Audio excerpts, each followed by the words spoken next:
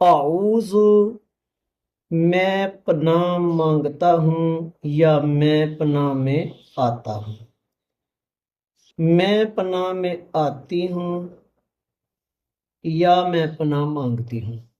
یہ اعوذ سے ہی تعوذ لفظ نکلا ہے۔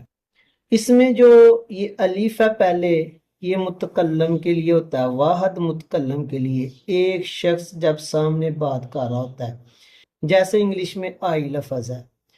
اعوذ میں پناہ میں آتا ہوں، میں پناہ میں آتا ہوں یا میں پناہ میں آتی ہوں۔ کس کی؟ باللہ، اللہ کی۔ یہ با کے نیچے جو زیر ہے، اس کا مطلب کا،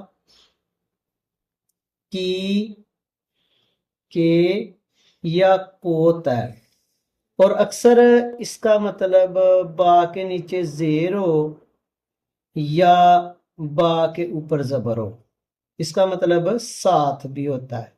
میں پناہ میں آتا ہوں باللہ، اللہ کی۔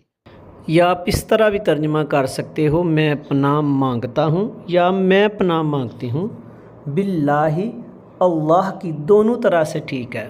آگے من الشیطان الرجیم، من الشیطان، من الشیطان، شیطان سے۔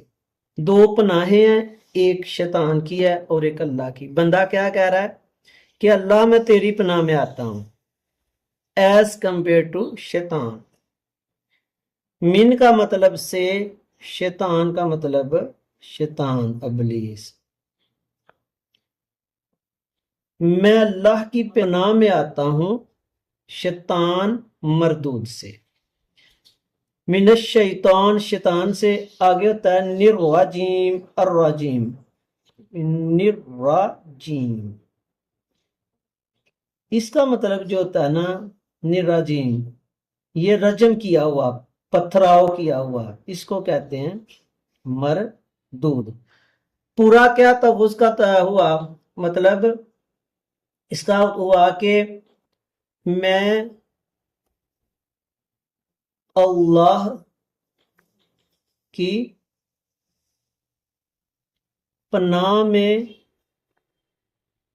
آتا ہوں یا آتی ہوں شیطان